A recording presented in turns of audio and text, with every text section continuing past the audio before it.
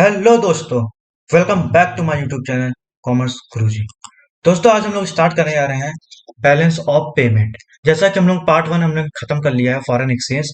अगर आपने हमारा प्रीवियस वीडियो नहीं देखा है तो डिस्क्रिप्शन में दिए हुए लिंक पर जाकर आप जरूर उसको देखें। क्लियर है। अब हम लोग बात करते हैं बैलेंस ऑफ पेमेंट की आज। तो हम लोग बैलेंस ऑफ पेमेंट की अगर बात करते हैं, अगर हम लोग बैलेंस ऑफ पेमेंट की बात करते हैं, it refers to the summary statement. यानी क्या है, ये समरी है कि चीज का statement in which economic transaction, यानी कि हमारे इकोनॉमिक ट्रांजेक्शन की जो एक स्टेटमेंट उसकी समरी की बात कर रहा है। क्लियर है। अब ये इकोनॉमिक ट्रांजेक्शन आप सबको पता है क्या होता है, जो हमारे मॉनिटरी से रिलेटेड होता है। क्लियर है। तो यहाँ पे हम लोग बात करते हैं, it refers to the summary statement in which economic transactions, in which economic transactions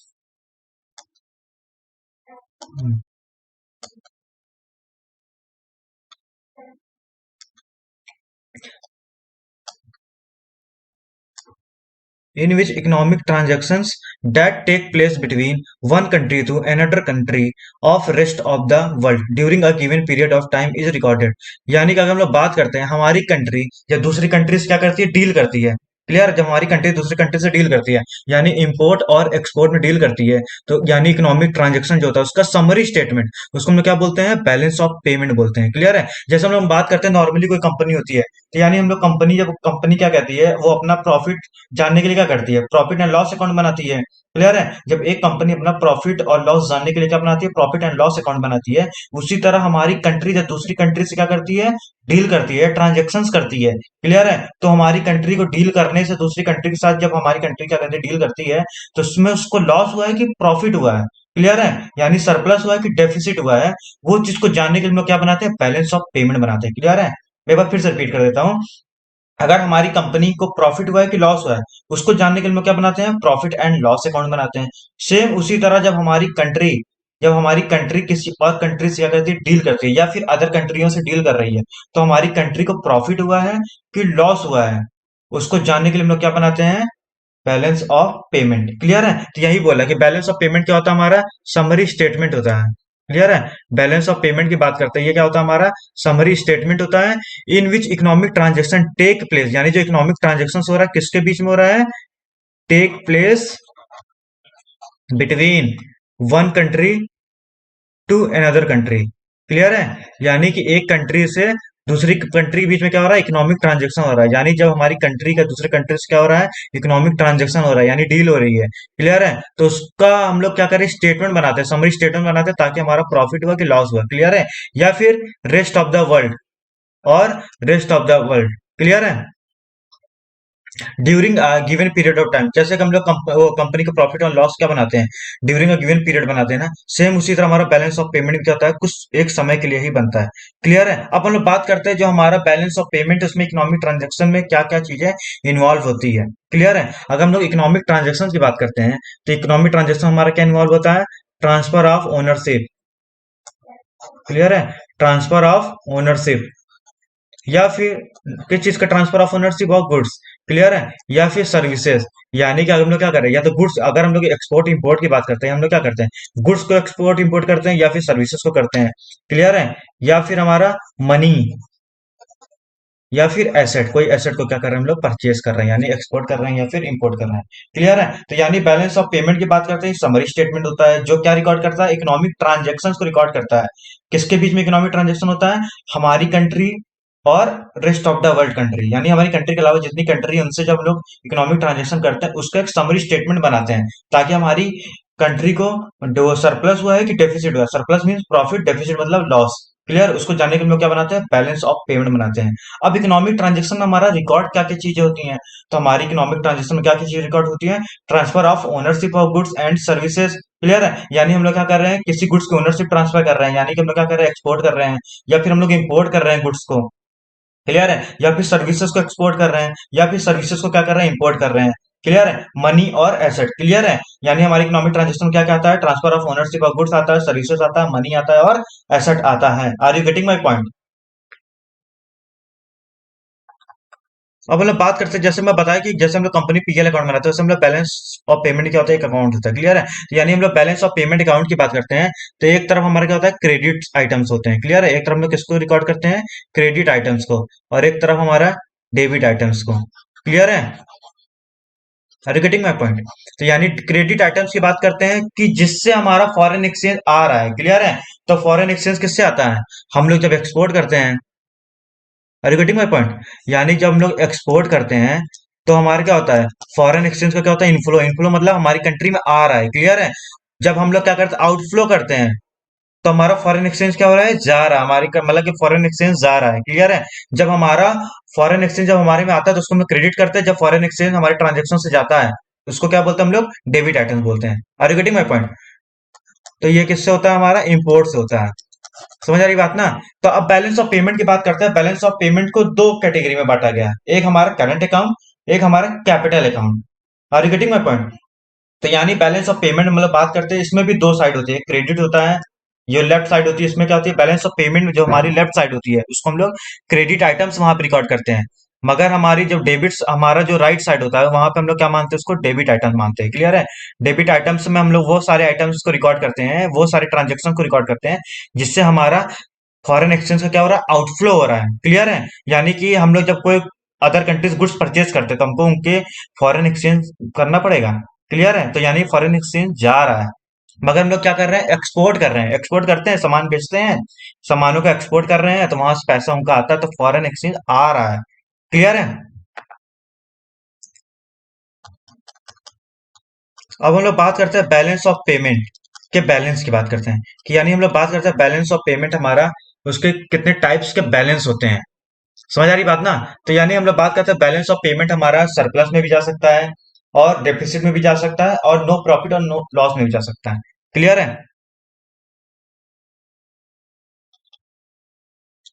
जैसे हम लोग यहाँ बात करते हैं, ये हमारा बैलेंस, जैसे हमारा क्या एक्सपोर्ट ज्यादा है, इंपोर्ट क्या है? कम है। तो क्या होगा? यहाँ पे सरप्लस हो रहा है, मगर यहाँ पे एक्सपोर्ट और इंपोर्ट दोनों बराबर है। तो क्या होगा हमारा? यहाँ पे नो प्रॉफिट नो लॉस होगा। बट हमारा यहाँ क्या है? इंपोर्ट ज्यादा है और सरप्लस क्या है? कम है। तो वो क्या होगा हमारा? इंपोर्ट ज्यादा है और लॉस, इंपोर्ट ज्यादा और एक्सपोर्ट कम है तो हमारा लॉस होगा। क्लियर? डेफिसिट। देखिए जैसे अगर हम लोग बात करते हैं बैलेंस ऑफ पेमेंट की, तो यहाँ पे हमारा क्या आता है? तीन कंडीशन हो सकती है। या तो एक्सपोर्ट हमारा क्या, और हमारी कंट्री एक्सपोर्ट ज्यादा कर रही है। जब हमारी कंट्री एक्सपोर्ट ज्यादा करेगी तो इंपोर्ट जाहिर सी बात है कम होगा। जब ऐसी सिचुएशन होती है तो उसको हम लोग क्या बोलते हैं? यहाँ पे हमारा ये सरप्लस का पार्ट है। क्लियर है? ये हम लोग क्या बोलते हैं? यहाँ प्रॉफिट हो रहा है। क्यों? हम लोग बेच ज्यादा रहे हैं और खरीद कम रहे हैं। जैसे हमारा बिजनेस है, जब हम लोग सामान ज्यादा बेचते हैं, क्लियर है, और खरीदते कम है। क्लियर? यानी कि परचेस हमारा कम है और सेल्स ज्यादा है हमारा। तो उसी तरह हमारी कंट्री के लिए क्या एक्सपोर्ट क्या है? उसके लिए सेल्स है। और इंपोर्ट क्या है? परचेस है। तो यानी हम लोग परचेस करने ज्यादा क्या कर रहे हैं? सेल कर रहे हैं। तो उस कंडीशन में क्या होता है? हमारा सरप्लस हो रहा है। दूसरी कंडीशन की बात करते हैं, हमारा एक्सपोर्ट क्या है? कम है, बट इंपोर्ट क्या है? हमारा ज्यादा। तो इस कंडीशन को हम लोग क्या बोलते हैं? Deficit. Deficit means loss. Are you getting my point? एक और कंडीशन हमारी क्या है? एक्सपोर्ट और इंपोर्ट दोनों क्या बराबर है, तो ऐसे टाइम पे क्या होता है हमारा? नो प्रॉफिट और नो लॉस। यानी इसको हम लोग क्या बोल सकते हैं? बैलेंस बोल सकते हैं। क्लियर है? तो अब हम लोग बात करते हैं इसके balance payment. Clear? Balance of payment. Clear है? तो यानी कि हमारा बैलेंस कब होता है? बीओपी। यानी हमारा बैलेंस ऑफ पेमेंट कब होता है? जब हमारा एक्सपोर्ट और इंपोर्ट क्या होता है? बराबर होता है। क्लियर है? यानी कि जब हमारा एक्सपोर्ट और इंपोर्ट क्या होता है? बराबर होता है। यानी कि हम लोग 500 यूनिट गुड्स क्या कर रहे हैं? एक्सपोर्ट भी कर रहे हैं, 500 यूनिट गुड्स क्या कर रहे हैं? इंपोर्ट भी कर रहे हैं। तो उस केस में हमारा क्या होगा? बैलेंस ऑफ पेमेंट क्या होगा? हमारा बैलेंस रहेगा, यानी बराबर होगा। नो प्रॉफिट नो लॉस वाली सिचुएशन है। नेक्स्ट बात करते हैं हमारा बैलेंस ऑफ पेमेंट सरप्लस कब होता है? हमारा बैलेंस ऑफ पेमेंट सरप्लस कब होता है? जब हमारा एक्सपोर्ट क्या होता है? ज्यादा होता है। Are you getting my point? जब हमारा एक्सपोर्ट क्या होता है? ज्यादा होता है और इंपोर्ट क्या होता है? हमारा कम होता है। तो उस केस में क्या होता है? हमारा यहाँ पे सरप्लस होता है। नेक्स्ट बात करते हैं डेफिसिट। डेफिसिट मतलब क्या होता है? लॉस होता है। तो यानी ये कब होता है हमारा? जब when import is greater than export, यानी कि इंपोर्ट हम लोग सामान ज्यादा परचेज कर रहे हैं, यानी हमारी कंट्री दूसरी कंट्रीज क्या कर रही है? इंपोर्ट कर रही है, यानी परचेज ज्यादा कर रही है उनके गुड्स को, और सेल कम कर पा रही है, यानी एक्सपोर्ट कम कर पा रही है। तो उस केस में क्या होता है? हमारा डेफिसिट होता है, balance of payment. Are you getting my point? Clear है यहाँ तक? आपको इसका स्क्रीनशॉट लेना है तो आप लोग स्क्रीनशॉट ले सकते हैं। या फिर वीडियो को पॉज करके आप लोग नोट्स बना सकते हैं। जैसे हम लोग बात करते हैं components of balance of payment. अगर हम लोग बैलेंस ऑफ पेमेंट के कंपोनेंट्स की बात करते हैं तो इसमें दो होते हैं, एक करंट अकाउंट होता है, एक कैपिटल अकाउंट होता है। क्लियर है? अगर हम लोग बात करते हैं करंट अकाउंट और कैपिटल अकाउंट की बात करते हैं, तो करंट अकाउंट हमारा वो अकाउंट होता है, उसमें हम लोग वो सारी ट्रांजेक्शन्स को रिकॉर्ड करते हैं। ध्यान से सुनिएगा मेरी बात। हम लोग करंट अकाउंट में वो सारी ट्रांजेक्शन्स को रिकॉर्ड करते हैं जो कि हमारी कंट्री के एसेट और लायबिलिटीज को इफेक्ट बिल्कुल नहीं करता। क्लियर है? वो ऐसे ट्रांजेक्शन्स होते हैं ना उससे हमारी एसेट बनती है, ना उससे हमारी लायबिलिटीज बनती है, ना उससे हमारी एसेट कम होती है, ना उससे हमारी लायबिलिटीज कम होती है। क्लियर है? तो ऐसे ट्रांजेक्शन हम लोग कहाँ रिकॉर्ड करते हैं? करंट अकाउंट में रिकॉर्ड करते हैं।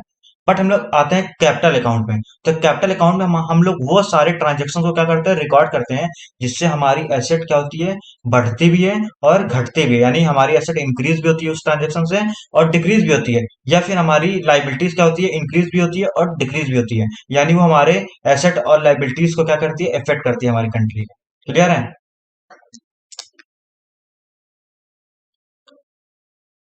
जैसे इसमें हम लोग देखते हैं, इसमें क्या लिखा है? It records all the transactions, it records all the transactions relatively export और इंपोर्ट। यानी एक्सपोर्ट और इंपोर्ट वो सारे ट्रांजेक्शन्स करता है जो ऑफ गुड्स एंड सर्विसेज, यानी वो गुड्स एंड सर्विसेज के एक्सपोर्ट इंपोर्ट करते हैं, और या फिर यूनिलेटरल ट्रांसफर। क्लियर है? During a given period of time. यानी कि हम लोग अकाउंटिंग ईयर समझ लीजिए आप जैसे। क्लियर है? तो यानी कि उसको हम लोग रिकॉर्ड करते हैं, यानी कि वो सारे गुड्स और सर्विसेज एक्सपोर्ट इंपोर्ट या यूनिलेटरल ट्रांसफर को हम लोग क्या करते हैं? रिकॉर्ड करते हैं। बट वो क्या करता है? वो हमको अफेक्ट नहीं करता है। यानी हमारी कंट्री के एसेट और लाइबिलिटीज क्या करता है? अफेक्ट नहीं करता है। क्लियर है? तो यानी करंट अकाउंट ट्रांजेक्शन बात करते हैं, इसमें वो सारे ट्रांजेक्शन हम लोग रिकॉर्ड करते हैं जो कि हमारे export and import of goods, services और यूनिलेटरल ट्रांसफर होते हैं during a given period of time. यानी हम लोग जाहिर सी बात है, हम लोग अकाउंटिंग एक ईयर के लिए तो करते हैं, उसी तरह हमारा बैलेंस ऑफ पेमेंट भी होता है ड्यूरिंग अ ईयर ही होता है। क्लियर है? तो it does not cause effect any asset and liability. यानी और वो सारे ट्रांजेक्शन हमारी कोई कंट्री की लाइबिलिटीज ना अफेक्ट करती है, मतलब ना इंक्रीज होती है ना डिक्रीज होती है। समझ आ रही बात ना? अब हम लोग बात करते हैं इधर साइड कैपिटल अकाउंट की बात करते हैं। तो कैपिटल अकाउंट में क्या होता है? All those transactions. क्लियर है? All those transactions between resident country, यानी कि हमारी country, home country, and rest of the world, यानी हमारी कंट्री दूसरी कंट्री से जितनी भी ट्रांजेक्शन क्या करती है, उसको वो ट्रांजेक्शन करती है उसको क्या करते हैं? रिकॉर्ड करते हैं। बट उससे हमारी लाइबिलिटीज और एसेट क्या होती है? इफेक्ट होती है। क्लियर है? तो यानी कि ये वो सारे ट्रांजेक्शन्स होते हैं जो हमारी कंट्री दूसरे कंट्री के साथ करती है और उससे हमारी एसेट और लाइबिलिटीज क्या होती है? अफेक्ट करती है, यानी इंक्रीज और डिक्रीज होती है।